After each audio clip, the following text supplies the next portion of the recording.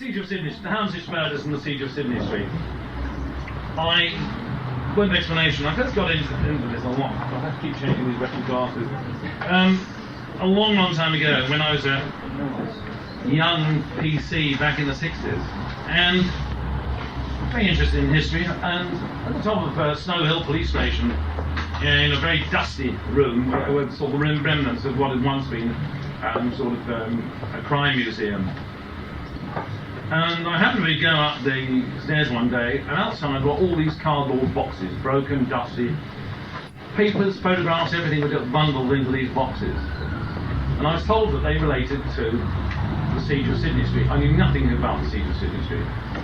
And they were all going in the incinerator. So I thought it was wrong if this was such a famous case that these papers should be thrown away. At the time they were throwing away all sorts of other documents. Letters to the governor of Newgate Jail, all of this stuff going back into the 19th century. And so I decided to help myself to these documents and take them home, which I did. Living in Brixton at the time, I used to ride a bike backwards and forwards, so I got a rucksack, stuffed these things in my locker, and over a period of time I took all these documents and photographs back and stored them at home. Came a point when, some years later, I was running the newly created Force Museum. And I found in some boxes a couple of burnt out guns, a Mauser, a Grays, which came from the house in Sidney Street. And I wanted an account of what had actually happened in Exchange buildings the night of the murders. And every book I looked at gave a different version of what had happened. And so I thought, well, this shouldn't be too difficult to find out what had actually happened, because I got the original witness statements, I'd got the ballistic reports, I'd got the actual guns themselves, I'd even got the actual bullets taken from the bodies, with all the relevant papers. And so I sat down and sort of gradually started to piece these things, to put this thing together. And there came a point of realization when comparing these documents to the printed accounts, that the printed accounts were horribly wrong. And the reason they were horribly wrong, and why the prosecution was wrong at the subsequent trial, was that all the key elements had actually been filtered out through the documents as they had gone from the original witnesses and participants, and they'd been sifted. And so by the time the prosecuting counsel got them, they'd been through numerous police hands, and key what struck senior officers and others as irrelevancies had actually been struck out to tidy up the case, to get the papers all jumped neat and tidy for prosecution. And in doing that, they'd actually let the real murderer go.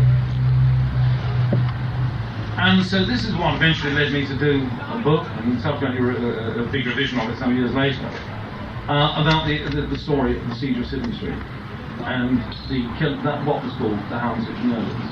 So that is the background to this particular story, as far as I'm concerned. Now here, I'll just change glasses again.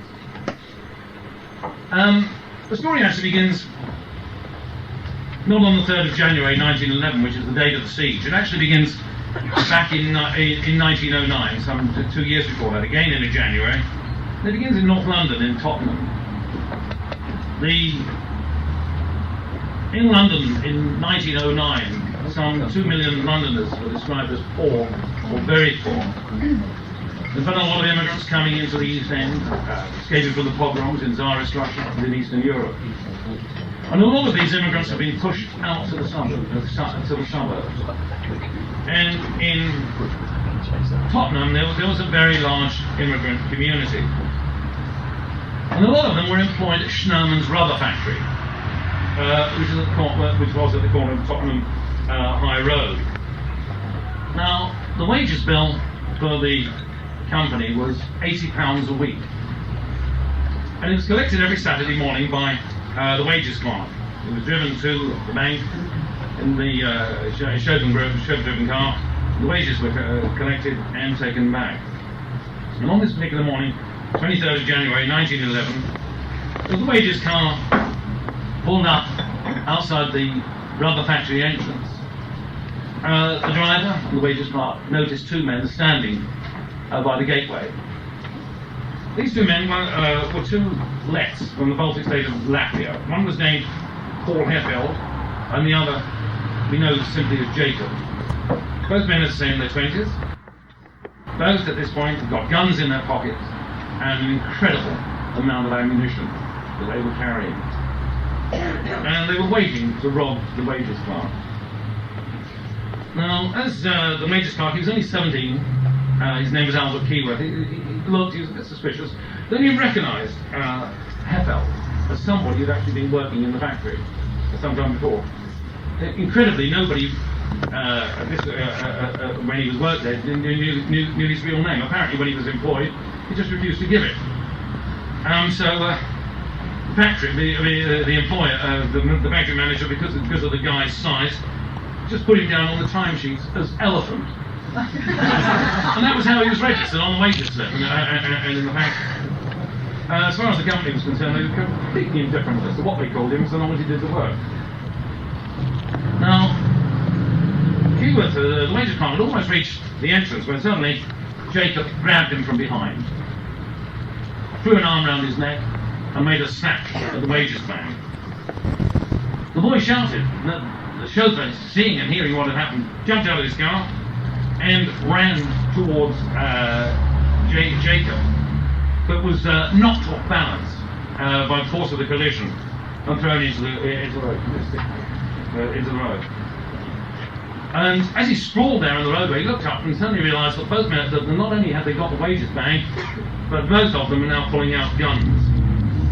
And Heffeld began firing at the chauffeur as he lay sprawled on the road. And the chauffeur rolled over and over and over to escape the firing. And amazingly, a succession of shots went through his clothing, cut through his vest, but none of them wounded him. Now, directly opposite the rubber factory entrance was Tottenham Police Station. And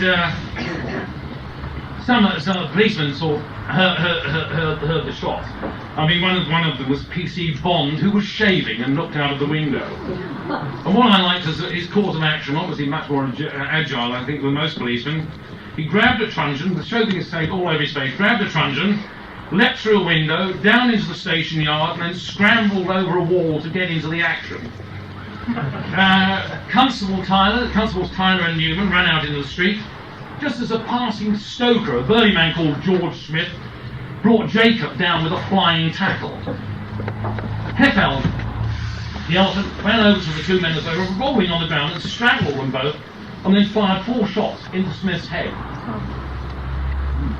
2 shots cut his scalp, one went through his cap, and one just nicked him slightly in the neck. I mean, that's the strength of the gun straight at his act. And then picking up the wages bag, the 2 men started running. They had no getaway car, no transport, they're on foot. And they start running through this maze of little side streets and terrace houses. They're heading down towards Tottenham Marshes. Now, the people standing in the street and the gateways, they start joining in. One old lady standing by her garden gate and throws potatoes at them. More help was coming from the police station. Men were sort of running down the street, down the streets after them. Other policemen were getting on bicycles. But all this time, the 2 gunmen turned around and they're firing their guns and they're pursued.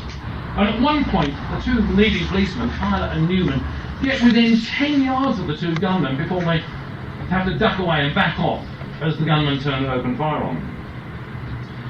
Now, they hadn't been gone very far down these side streets when suddenly the factory car turns up, driven by the chauffeur Wilson. And it slows down to a walking pace. And so one of the Newman gets into the car, and Tyler's sort of running alongside the car. And just outside the mission hall, one of the gunmen stops to reload his gun. So the chauffeur, thinking that both men's guns are empty, shouts, "Guns are empty!" and decides to drive the 2 men down. Quickly realised it's a mistake when suddenly both men knelt down in the road, pointed their pistols at the car and opened fire. They blasted the car, brought it to an absolute grinding halt. The chauffeur, Newman and the chauffeur were both wounded, but as the firing opened, as the firing began, a small boy ran across the road from behind the car, and he was hit with a slanting shot through the body. Fell, picked up. Somebody picked him up, threw him on a bicycle, and rode to the hospital. But the boy was already dead. And 50 years later, his mother, when she died, she was buried with the shoes that he was wearing on that day. Now, policemen are sent back to the station to get guns. Now, they get back to the station, but they were locked in a cupboard, and they'd never been used, they'd never been wanted, nobody knew where the key was. So they had to break open the cupboard to actually sort of get at the guns, put them in their pockets, get bikes, out on foot, and start running, getting back into the chase. Now, by this time, the gunmen were converging on the railway footbridge that led onto Tottenham Marshes. And Tyler and the other policemen, close behind them, decided to head them off. There was a sort of council depot and a wall around the depot, and so cutting across the waste ground, they ran round the wall using this as cover, and when they broke cover by the bridge, they were just 20 yards behind the two gunmen. Tyler was the leading policeman, and he called out, "Come on, give up, come on, give in, the game's up." And Heffeld turned and fired, and the shot went through Tyler's neck, dropping him to the ground. He was still alive, but rapidly losing consciousness. He was picked up, taken into a nearby house, laid on the kitchen floor, and died moments later. Then this is the point I liked. The divisional inspector who was in the chase asked the council depot manager to telephone police for headquarters and ask for reinforcements, while he returned to the station for his horse. And policemen were told to converge on Tottenham Marshes. This does work, doesn't it? Sorry. Oh, we're not on. No. Right. Try and see. We're starting sort of bottom left, and we're going up round the reservoir, cutting across picture. And that's not fair to do brilliantly clear, but this is going to be the chase. Now, the chase over the marshes continues along the canal by the reservoir, which is in the centre there, and with the two gunmen stopping every so often, turning and firing their guns, catch their breath and firing their guns, who grow in number. The policemen in the chase are now joined by some footballers. They are then, as they carry on running, they're joined on by some labourers who throw down their pickaxes and shovels, and again join in the chase. A little further on, they're joined by a party of duck shooters, one of whom gets close enough to open up a fire on the two gunmen and wound one of them.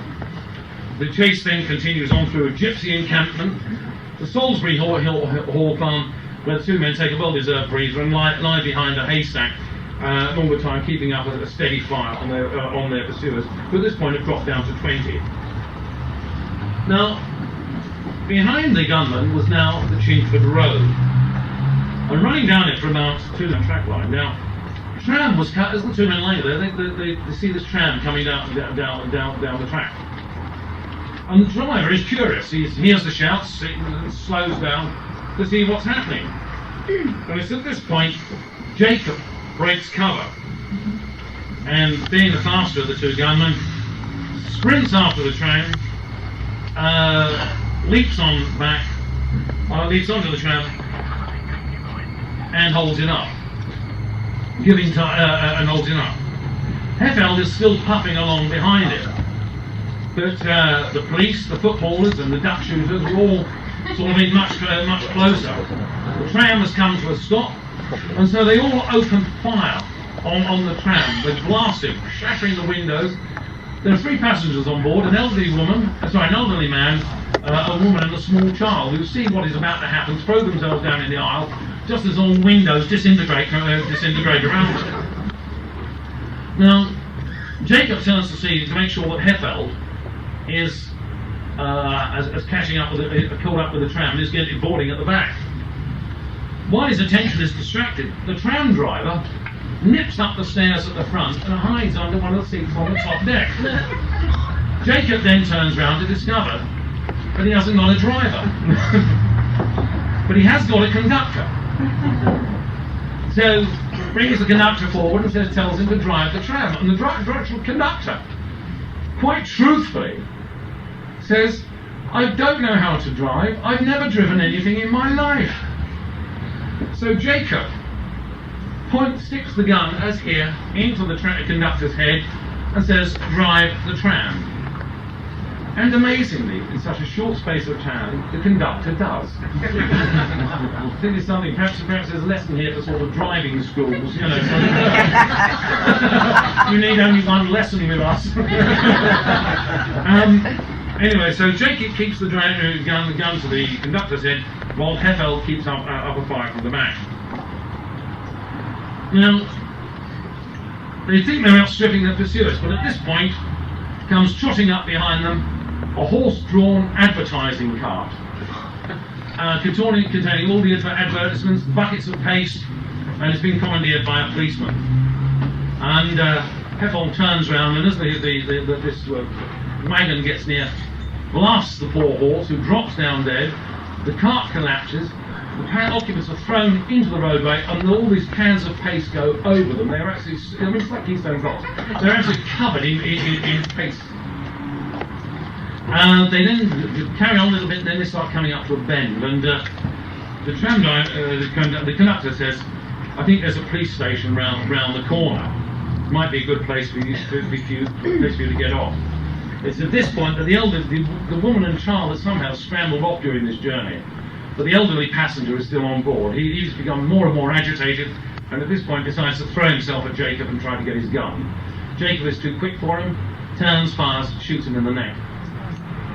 And so the two gunmen abandon the tram, and they next commandeer a horse-drawn milk cart. They shoot the milkman as well, wound him, gallop off with it, but then turning a corner they overturn the milk cart, so they have to get out of that. So they then commandeer a horse-drawn greengrocer's van, which they didn't know. They thought it was a bit slow. What they didn't know is it got the drag and the brake on, and they keep flogging the poor horse, and eventually drops from sheer exhaustion. He just can't go any further. So they again abandon the vehicle, and the pursuers are still behind them. Everybody's still behind them. So they then run along the Ching Brook.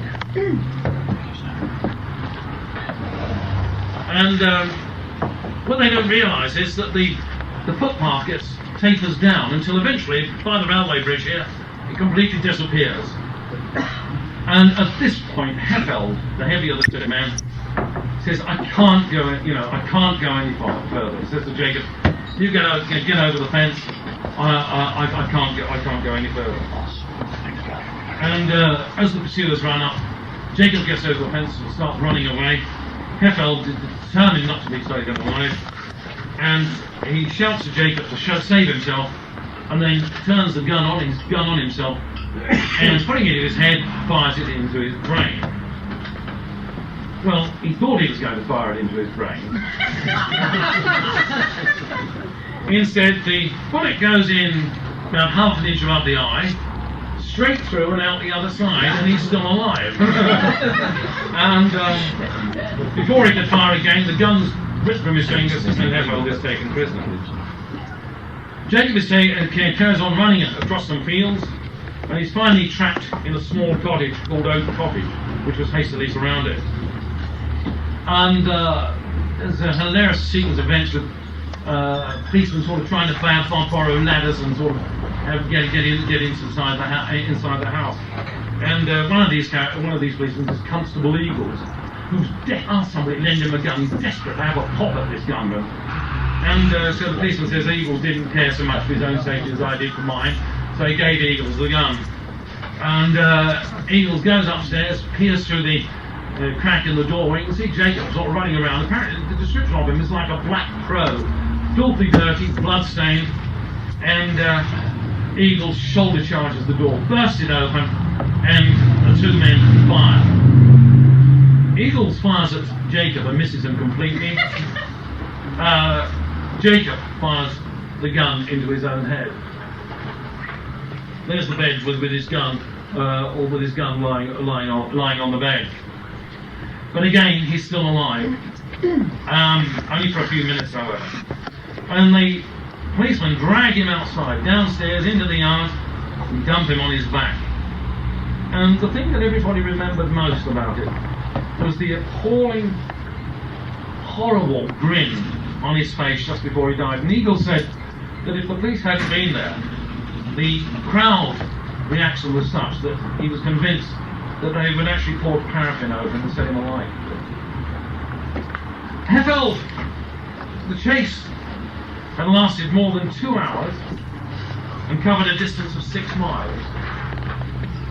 These are some of the pictures. The two central photographs. The bottom one is that is Constable Tyler, and the others are some of the wounded. It lasted 2 hours. Covered 6 miles.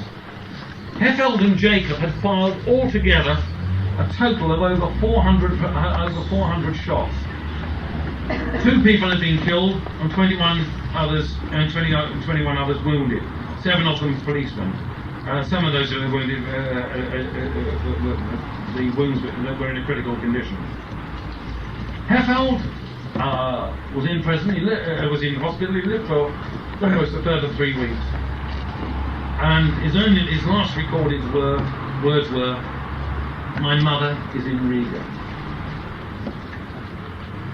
Now, Riga is the clue to this story. Riga is in the Baltic state of Latvia. And in the Baltic states, revolution and nationalism were synonymous. There was a lot of unrest in the Russian Empire from the early 1880s onwards.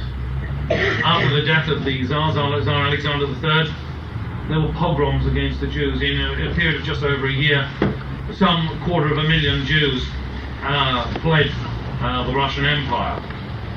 And the Tsar's successor's attitude to the Jews was that he proposed killing a third, converting a third, and expelling a third. The pogroms were carried out not only against Jews, but they were carried out against non-Jews, Jews and non-Jews alike. Now, in Latvia, in 1905, you had this attempted revolution, as you do throughout the Tsarist Empire. And 1905 is the revolution that fails. It's often seen as the dress rehearsal for the more successful Russian Revolution of 1917. And in Latvia, in 1905, 14,000 people were killed, 1,000 were hanged, and 7,000 were imprisoned. Now, one of these persons caught up in that revolution is this man, Jacob Peters. He's going to be a key. This is a police photograph after his arrest, and he is going to be a key figure in our story. And in 1905 in Latvia, he was an army agitator, and in the dockyard. He was also imprisoned for a period of 18 months. In prison, he was tortured by the Tsarist Ukraina. He had his fingernails torn out.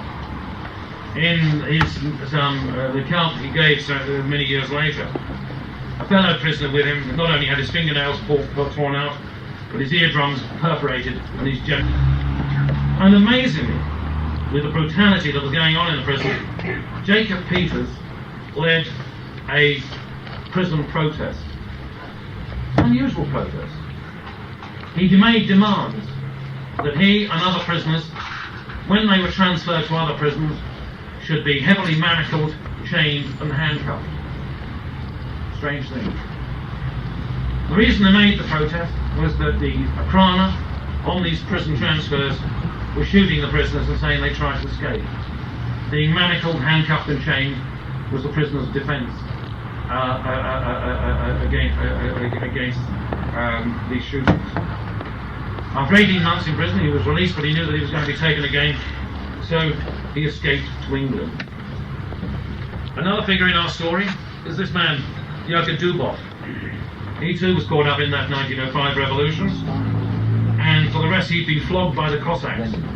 and for the rest of his life he had the scars of the Cossack whips on his back. Now, a lot of these and others like them, they came here to London, they settled here in the East End.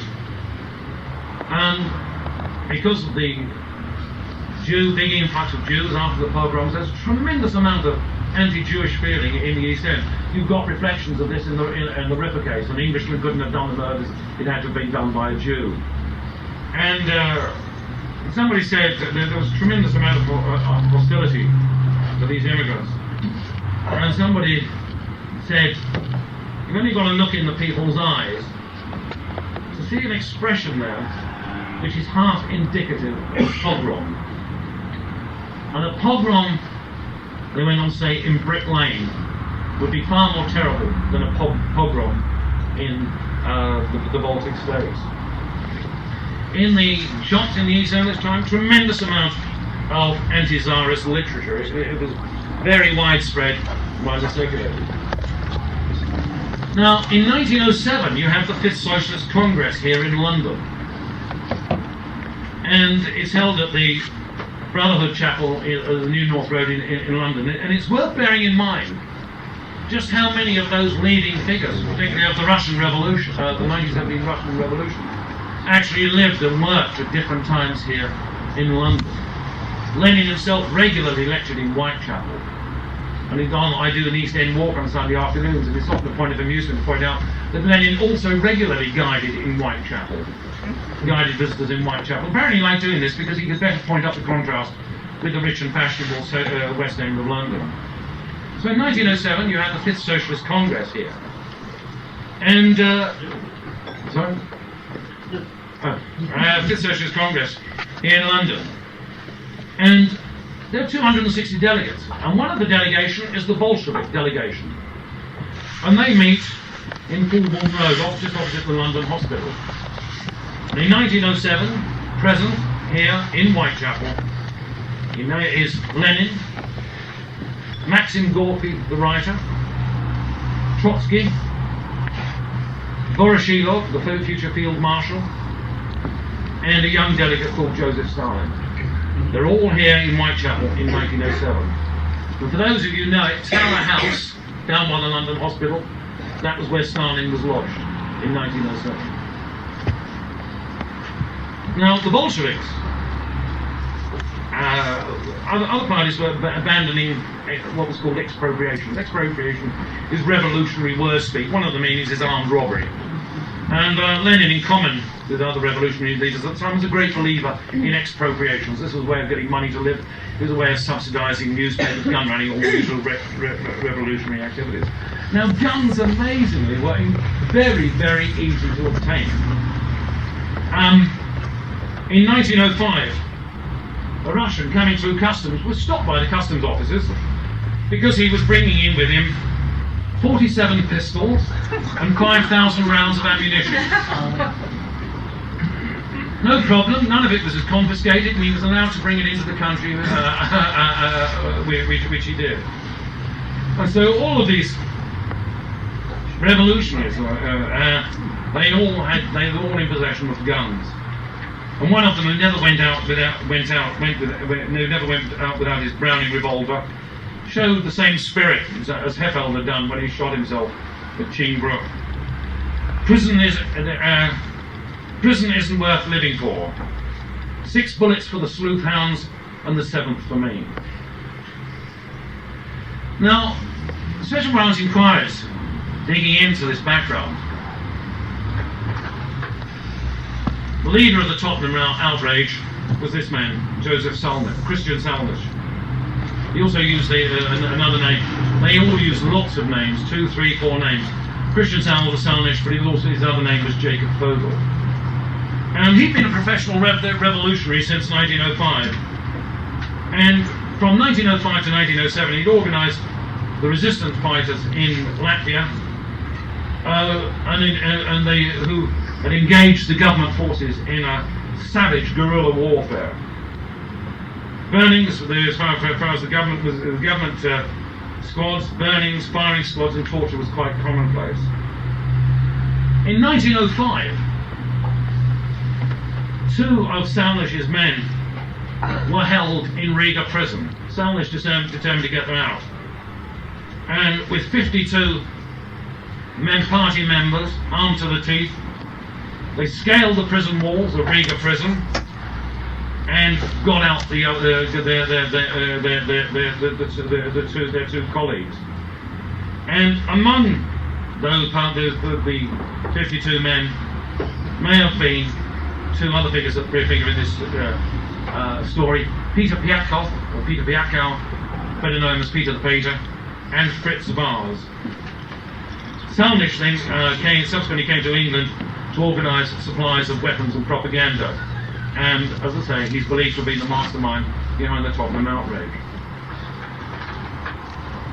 This is Fritz Vars. I was very lucky to meet somebody until it was published. Nobody had any idea what Fritz Vars looked like. But this is Fritz Vars.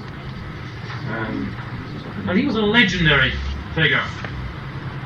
And in October in 1905 in Latvia, he'd been arrested for several crimes, including murder.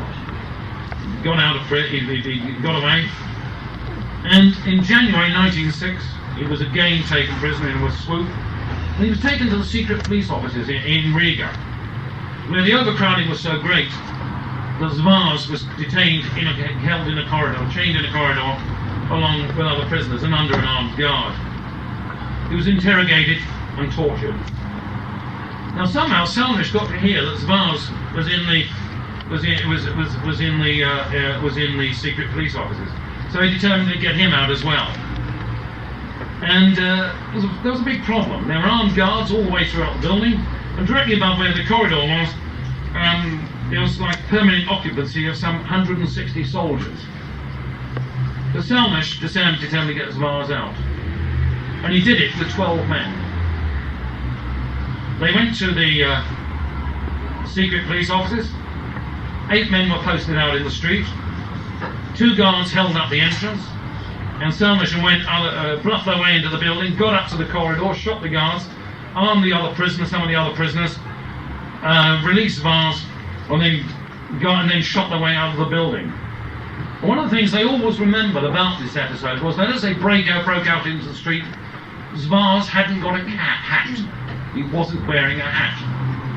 And this was reflecting some idea of the society of the time. Every man wore a hat. So as they ran down the street, Vars is lunging out, trying to get a hat that will actually fit him, as if, while the troops and police are sort of opening fire and coming after them. He engaged, he got out of the country for a bank raid in Pennsylvania. And apparently there was a reward of some $20,000 being offered for him.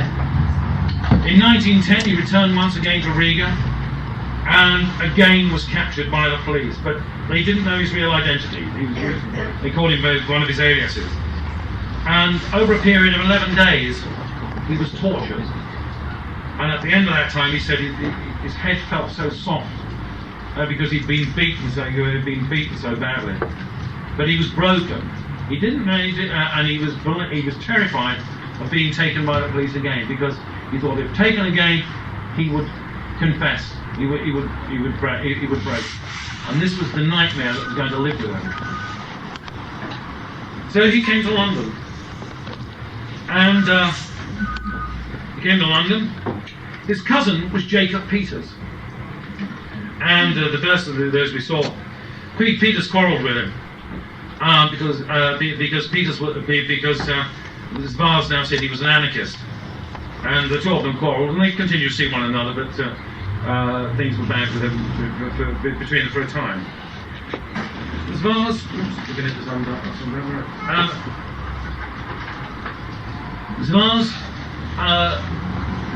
made a mistress of 19-year-old Luba Milstein, and she moved with him to 59 Grove Street, and lodgers, people keep coming and going, but staying there is Peter the Painter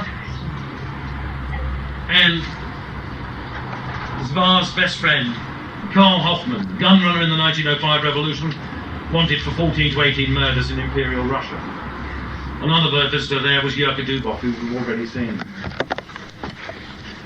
This is Hoffman, and again This Hoffman on the right with a moustache. The figure in the centre, again, is Christian Salmish, the organiser of the Tottenham outrage, no longer wearing that wonderfully elaborate Cossack uniform here, but here he is, as he appeared, sort of 1909, 1910. Now, the key figure in their lives was a man called Charles Perelman, who was their landlord. He owned a lodging house. And, he was an elderly man, nearly 70, but he tried to look like a romantic rebel, a Byronic figure. He wore a large cloak and a big sort of hat, and he got a big, beautiful beard. He was also described as having a beautiful voice and black eyes, big like a deer's. He sponged off wealthy Jews, and he was a womanizer, 70 years old, and quite brutal to his family. His wife was 30 years younger than him, and sort of a great favourite with the men. And their initial lodging house was in Great Garden Street. And so what you have is all this coming and going, backwards before Latvia, America, the same group of people constantly lodging with Charles Perelman. And after Tottenham outrage, Salmish left as Vars moved in, and another lodger, again a key figure. The man on the right, this is Joseph. And he's got a bad, deformed leg, he drags the leg behind him. And he was a watchmaker, worked for different jewellers. And some of them were probably robbed as a result of the information that he handed to the rest of the group. Now also, a great, in the lodging house, was this woman, Nina Vasileva. Her name was probably false. She was said to be the daughter of one of the Tsar's chefs. And she said that if she was sent back to Russia, she would be hanged. What her crimes were, I don't know. We don't know. Just leaping ahead, she lived in this area, lived in Brick Lane, until she died in 1963. Now, the last figure here is this man, Gardstein. George or Karl Gardstein, and Nina Vasileva became his mistress. And he was sort of like a freelance Mr. Fix-It. He would go around, he would travel abroad, getting people of different political persuasions and beliefs to pull together in a common enterprise. He was a member of the Lisma, or Flame, group of anarchists, as were some of the others involved. And he was literally Mr. Fix-It, an instructor for these fighting organisations.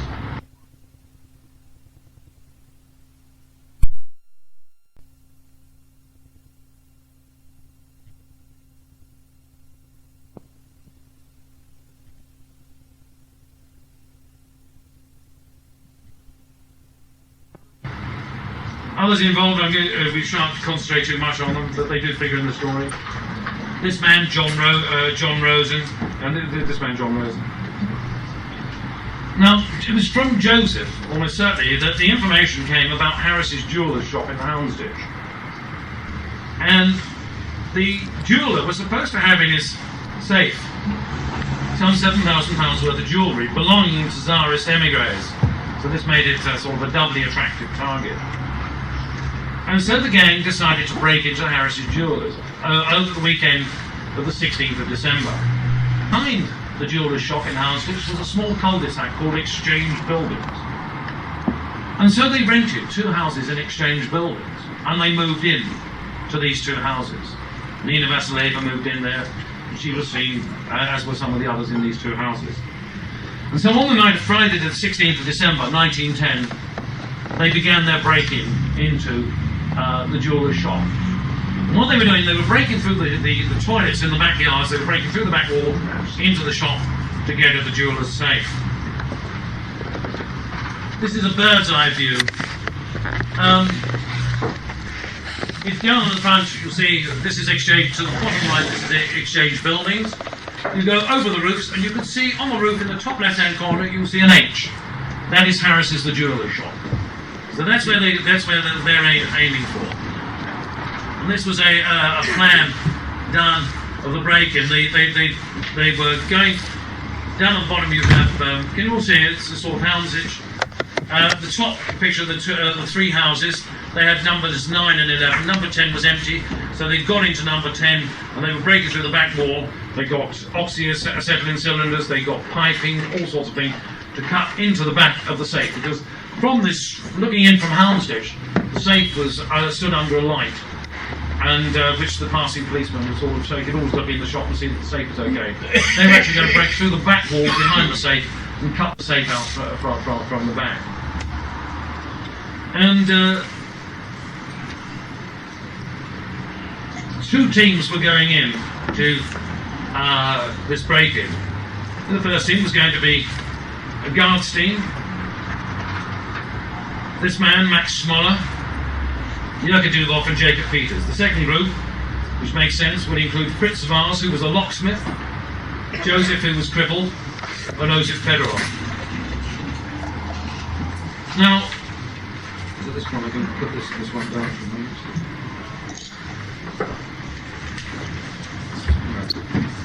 Now, they started breaking in on the Friday night because, of course, it was the eve of the Jewish Sabbath. The gang calculated that they would have some 36 hours to get into the back of the safe. And they started breaking through the wall. Now, the noise that they're breaking through the wall was heard by a next-door neighbour. Told the police, the beat policeman, Constable Piper from Bishopsgate Police Station. Now, Piper was a young probationer policeman, and decided he would go round to exchange buildings and knock and see what was going on. Somebody was hammering or whatever. So he went round to exchange buildings, knocked on the door number 11, and the door was opened to him by guards team. From his manner, Piper guessed that something was wrong. So he just said, is the missus in? No. Right, I'll call back later, and he went away. And he went back and, again, no telephones or anything like that, and contacted the divisional station of Bishopsgate, and told them of his suspicion, and told them of the knocking. What he didn't tell them, because he was afraid of being made to look silly, being a young policeman, he didn't tell them that he'd actually gone to the house and spoken to anyone. So when a little group of policemen, led by Sergeants Bentley and Tucker, and Bryant, and when they went round to exchange buildings, they didn't know that anyone had been at the house. So Piper's left in the front of Houndsditch to watch the front of the shop, and Bentley, Bryant, Sir Bentley, Sergeant Tucker, Sergeant Bryant, Constables Woodhouse, Choate, and the detective, two constables, Strongman and Martin. They all go around to exchange buildings in a little cluster. They think it's just somebody knocking around. So Bentley knocks on the door, number 11. Again, the door is opened to him by the lead guards team. So Bentley says, anyone working out the back, can we have a look? So the man says nothing, he just pushes the door partly to. And Bentley waits about half a minute before pushing open the door and stepping into the house. Now, there's no connecting door between the hall and the ground floor room, so you can see straight into the room. Cups and fire saucers on the table, fire burning in the grate. He's just standing there, sort of looking about. And suddenly he's aware of just a pair of feet, the bottoms of his trousers at the top of the stairs. And Bentley repeats his question: anyone been working out the back? Can we have a look? And the man says, in there. And as he does so, the back door was thrown open, and in walked a man wrongly identified as guards team, carrying in his hand a pistol, which he begins to fire at Bentley. As he opens fire on Bentley, so does the person at the top of the stairs. And the shot fired from the top of the stairs went through the rim of Bentley's helmet, across his face and through the shutter behind him. The other man, however, was now moving in very fast and firing just across the kitchen table. His first shot caught Bentley in the shoulder, the next went through his neck, severing his spinal cord, and Bentley dropped backwards over the doorstep, a dying man. Now this is exchange buildings. The houses are on the left here, where you see the sections of a lot of police. Down at the end is the street. They've got to get to that, and then they're going to turn right around towards in Cutler Street round towards Harrow Place and over towards the East End. So we're looking at the dead end of the cul-de-sac. There's only two lights in the street. There's a gas lamp at one end and one at the other. So there's a high wind blowing that night. So the flares were right down. So what happens in almost total darkness, because once the shooting started in number 11, the others came out of number 9 as well, and caught the unarmed policeman outside, completely unawares. As Bentley fell backwards over the doorstep, Sergeant Brown put out his hands instinctively, as he said later, to ward off the flashes. He felt his left arm fall to his side, and then he fell into the street. When he came to, he was propped up against the wall of one of the houses. He'd been shot once in the arm and once in the chest. Sergeant Tucker, the oldest of the group, was hit twice, once in the hip, once in the heart. He turned round, staggered a few paces, and dropped dead on his face. Constable Woodhams saw the flashes and ran towards them. He too drops unconscious when a Mauser bullet shatters his thigh bone. Constable Martin, plainclothes officer, as soon as the shooting starts, one of the door in number 5 Exchange buildings opens and young teenage girl Bessie Jacobs appears in the doorway. Martin leaps into the doorway and kicks the door shut behind him, throws his hand over Bessie Jacobs' mouth to stop her screaming and says, "Don't scream, I'm a police officer, I'll protect you." Outside, there's only one policeman left on his feet, and this is Constable Choate. He's a big man, 6'4", and he goes for Gardstein, grabs hold of him and fights him for possession of his gun. And the rest of the gang, seeing what had happened, ran back to Gardstein's assistance and turned their guns on Choate. And the policeman was shot 8 times. He was still holding on to Gardstein when the last 2 bullets were fired into his back. And as he fell backwards, he dragged Gardstein with him. And a shot fired at Choate caught Gardstein in the back, and he was dragged away by his gang, a dying man. Bessie Jacobs, when she sort of came out of the house and let Constable Martin said, don't say anything about what had happened. She sees Constable Choate, amazingly, on his hands and knees, still alive, and having been shot 8 times, still trying to get to his feet. Sergeant Bentley is still alive. He's taken to the London hospital. He dies the next morning, as does Constable Choate.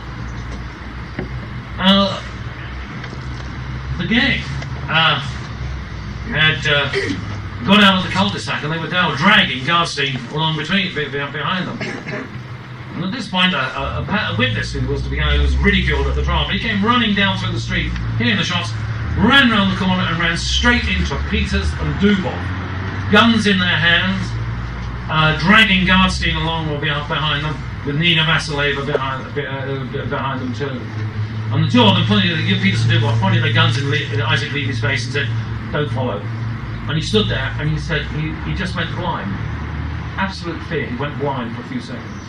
Then he ran into the street. An interesting point at the subsequent trial was the judge ruled that Duboff and Peters, although they may have known of the murders, there was no they couldn't use the uncorroborated evidence of Isaac Levy, as there was no evidence that they actually took part in the killings. Although, as I say, 30 yards behind them, there were 3 dead and dying policemen, and 2 others had been crippled for life. This is Sergeant Bentley. Interesting thing, this sort of in the mortuary, isn't it? And it has a sort of an echo here of the photographs of Catherine Eddowes. There's a photograph about Catherine Eddowes in the mortuary, standing up against the wall, just as these were. And apparently the reason it was done is they couldn't depress the cameras. So they lifted the bodies up and stood them against the wall. In this instance, Bentley is sort of fastened to a stretcher, and it's not very clear here, but you can actually see the bullet hole through his helmet. And this is Constable Choate, who was shot 8 times. Many years later, I happened to know Francis Kemp, doing quite well. One day I turned up at his office in the London hospital, and he said, "I've got something for you." And there was a big specimen bottle on on his desk. Guess what that is? 3 foot of Constable Choate's intestine. Look, there's the bullet holes through it. I thought, oh, that's wonderful. Really what I wanted to know. But this was Camp's. Now, they dragged Gardstein over to number 59 Grove Street, Fritz Var's lodging. At one point, he was screaming with pain, and they were going to dump him. But he begged them to sort of keep pulling him on. And they dragged him over to Grove Street, and there they dumped him on the bed that you see there in Var's room that he shared with Nina Vasileva. Fritz Vars at this point goes almost into hysterics. He's terrified of what has happened. And he, Peter the painter, and the others who are waiting there, they all disappear. They all scatter to other lodgings and other places. And they leave Gardstein with Luba Milstein and a friend of hers called Sarah Trudonsky. She is one of the saddest characters in this story. She was Luba's friend. She'd come out of Russia about 3 years before. She was a hunchback, cripple, and she was going steadily insane. And what happened now sent her completely over the edge. Because Luba and Gardstein still alive, wanted a doctor. So they went and they tried to get a doctor, Dr. Scanlon, who came and saw Gardstein lying on the bed. And Gardstein said, shot from behind it, didn't accidentally shot my friend. And but Scanlon didn't want to say anything to the authorities because the local people would immediately regard him as a police informer. And so he treated Gardstein as best he could, and Gardstein said, "I've got some money in my pocket," and Sarah took it out and gave it to Dr. Scanlon, who then went back to his house and hoped that the situation would resolve itself the next morning without involving him any further. Fritz's instructions to Luba were, before he left, that if Gardstein dies, set fire to the house, burn it, destroy everything, destroy the evidence. But Luba is in hysterics and she goes running around, sort of flapping around, trying to find Fritz and trying to go to Carl Hoffman, the best friend. She's running around. So the person who nurses Gardstein through the last few hours of his life is this sad little creature, Sarah Trudonsky. The landlord of 59 Grove Street, he's aware of what is happening. He goes up and he won't let Sarah leave. He's going to make her stay there. So Sarah starts trying to destroy letters and photographs, and it was these, the bulk of which I recovered, and they're now in the Guildhall Records Office. And this is what I recovered, what she was trying to destroy that night. And she, Dr. Scanlon decides that he will tell the police. He personally tells his Inspector Wensley of the Yard, the Elephant, or the Weasel. Wenzel is how it pronounces his name, who was a probationer in Whitechapel at the time of the Ripper murders. He was such a good policeman, such a detective, that when he questioned after a period of years why he was never being why he never got promotion, he was told, well, on promotion you get moved to another division, but you're so good that we're going to keep you here and stop you having the promotion. So he made a protest about this, and he was given the promotion, but allowed to stay in sort of Whitechapel. And so he tells the police, and they say, right, we'll go around later. We won't we'll wait, hold a little holding action, see if anyone goes back. And then the next thing I know is Scanlon has not only told them, but he's gone to the press. He then notifies Wednesday what he's done, and so the police rush round to 59 Grove Street to see what can be done. The press are already, or just about there. And in the bedroom, Gardstein is lying on the bed dead. Sarah is crouched by the fire, destroying letters and photographs very, very badly, very, very slowly. And she is taken prisoner. She is the first of the prisoners. And on the bed, the dead Gardstein. Mortuary photograph, the one on the right, that is what was used in the wanted, in the posters relating to this siege. The poster trying to identify who this man was. Over the next 3 weeks there are other arrests. It's also during this period that the funeral takes place of the murdered policeman. They are literally given a state funeral at St Paul's Cathedral. And this is one of the photographs. And here they are, the coffins being taken into St Paul's Cathedral, where the three lie in state in the cathedral. And watching this service, because they found the card in her handbag, what it was Nina Vasileva, Garstein's mistress. Now, between the 16th of December and the 2nd of January, some 5 men and 3 women are arrested. Peters, Boozer, Dubov, Fedorov, Nina, and eventually Nina Vasileva and Luba Milstein. They're all arrested. And then on the night of the 2nd of January 1911, the police received information that 2 of the gang, Fritz Vars and Joseph, are hiding in an attic at 100 Sidney Street. I was able to find out the name of the informer. The informer was their old landlord, Charles Perelman. And I got this many years later. I actually got this information from his son, and sort of indirectly, but nonetheless from his son, who suddenly was able to explain the sudden amount of money that came into the family after the siege of Sidney Street.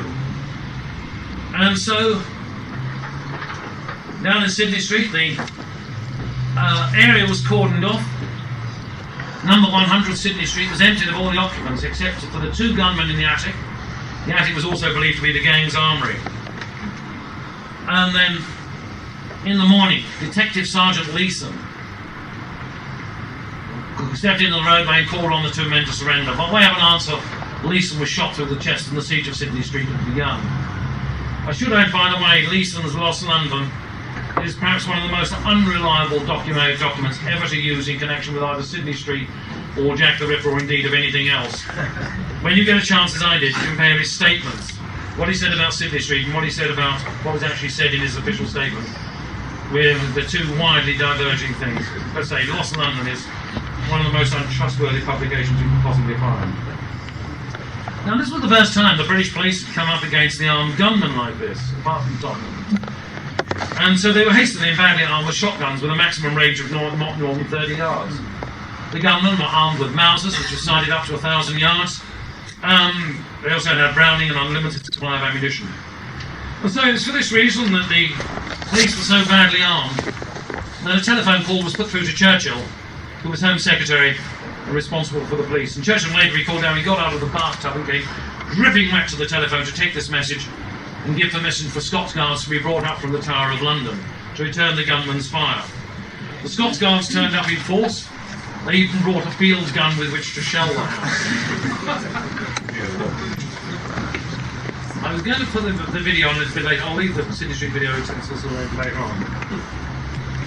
There was a gun battle lasting nearly 7 hours, and during that time, as you'll see from the video, I'll put on at the end, just a few minutes, the whole of the East End came to see this gun battle taking place, which is one of the reasons why it has such a legendary status.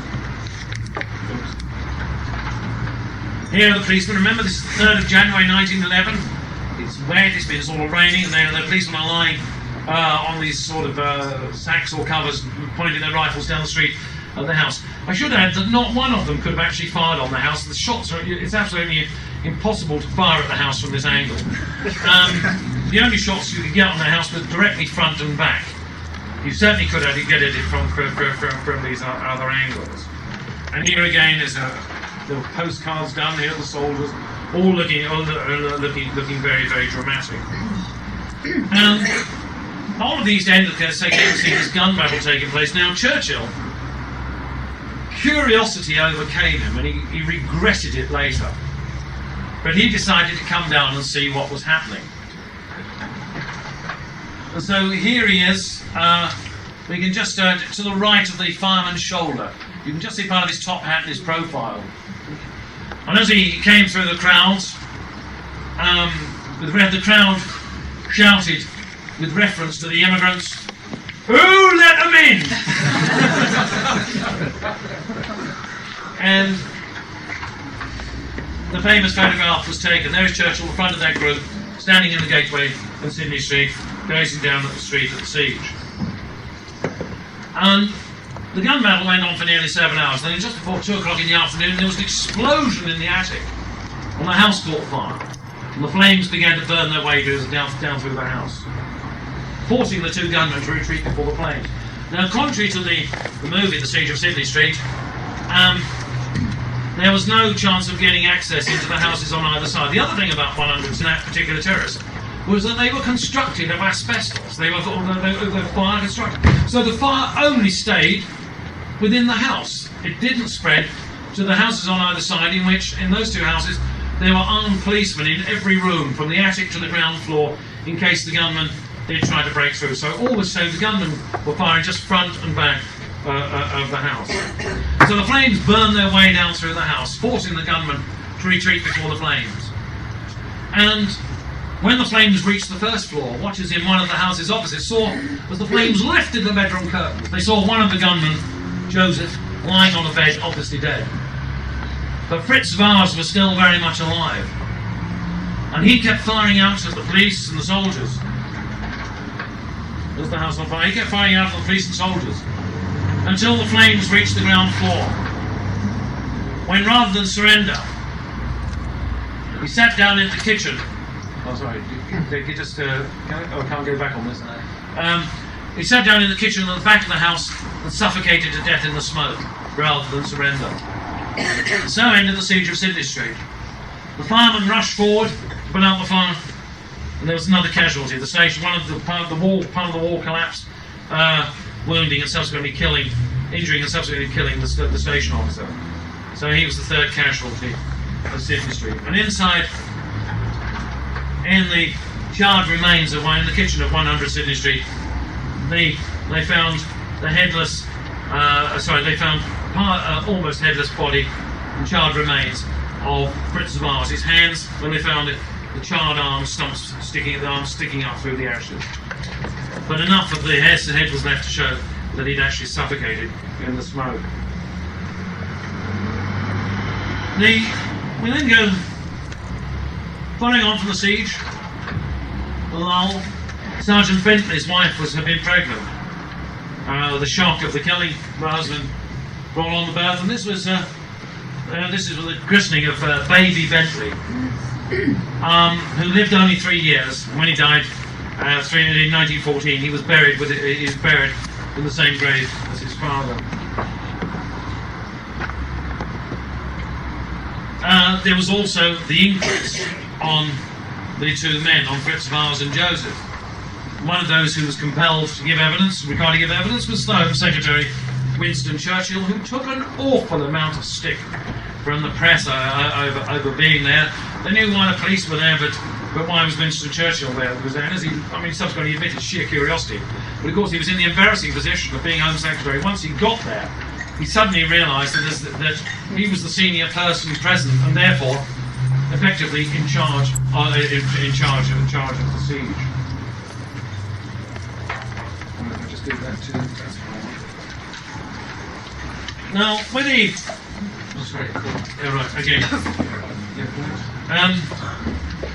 You then have the committal hearings, the magistrates' court hearings. There are photographs of those. Standing up is John Rosen. Sitting at the front, that is Sarah, the woman at the front, Sarah Trajonsky. And if you look behind her, at 1 o'clock, behind her head, you can see hands in his mouth is Jacob Peters. This is the magistrates' court hearing. Here again is another shot of the court hearing. To the left, that is Nina Vasileva, and to the right, Sarah Trajonsky. Sarah Trajonsky, as I say, she'd been left with Goldstein's body to destroy the evidence, and worrying about it. By the time she was taken to the police station, she was already well over the edge. And the whole effect of this was to send her completely insane. And she was committed from the court to Colney Hatch Lunatic Asylum, which is where she died, completely insane, and that is where she died 20 years later. We then go to the trial, the Old Bailey. Well, I should say, sort of, at the magistrates' court, various people were being released. Karl Hoffman, Luba Milstein, and various of the prisoners being released. And the amazing thing is, once they're released and they're no longer at risk of being rearrested, they all begin changing their stories. And various prisoners are being released. The witness Isaac Levy, he is hassled. He's given a really his evidence is discontinued. Evidence that he's seen do what can be the dragging guards. But the biggest help to the defence was the judge. 70 years old, Mr. Justice Grantham, completely incompetent. He was known as a bungler on the bench. And quite early on in the trial, he amazed the court and elated the defence by saying that clearly the murderers had already met their doom. And he named Gardstein, Zvaz, and Joseph as the murderers, which of course immediately got off the hook Peters and Guloff and almost Vasileva. He went on to rule that charges of conspiracy to commit murder could be preferred against the rest of the group, and the prosecution was ultimately forced to reduce the charges to conspiracy to break and enter. And even then there was insufficient evidence to secure a conviction. The defence, of course, resolutely shifted all the guilt onto the 3 dead men and onto Max Smoller, who had escaped abroad, as had Peter the painter. Those released gave new evidence on this change of direction, and eventually everyone was acquitted, with the exception of Nina Vasileva, because of a bottle found with her fingerprints on it in number 11 exchange buildings. Mr. Justice Grantham sentenced her to 2 years in prison, but he misdirected the jury. And 5 weeks later she was arrested on appeal. So everyone was released. Mr. Justice Grantham was a souvenir hunter, and he asked for one of the Mausers that had been taken in a lovely condition from under one of the bodies, under Fritz's body, at 100 Sidney Street. When I was running the museum, a letter was written by the family in the 1950s saying that this would eventually come with the rest of with the other guns and the collection and the other exhibits to the City of London Police Museum. Somebody didn't pass on the message in the family. Finally, sad little figure, Jacob Peters' English daughter, May Peters. He had an English wife and an English daughter, May, who followed him to Russia 2 years after the revolution, only to discover that Peters had divorced them, leaving an English wife, and they've now got a Russian wife and Russian son. He wouldn't let them return to England simply because of who they were, and eventually the English wife died there. May Peters always retained her nationality, and there were many attempts over several decades to try and get her back to England. But the Russians, even after Jacob Peters had been shot, would never let her go simply because of who she was.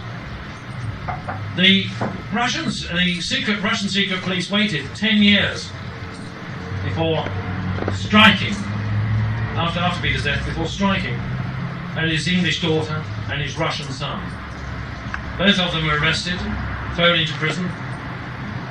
Jacob Peters, you will remember, in 1905 had been tortured by the Okrana, had his fingernails torn out.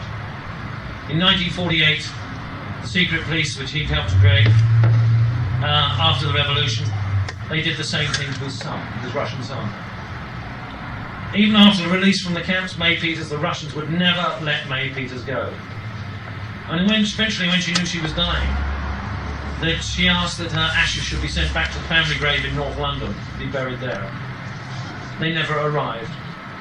The official Russian explanation was that they had been sent, but had been lost in the post. So 2 entirely different endings for the children of this revolution. And that, ladies and gentlemen, apart from the video, is the siege of Sidney Street.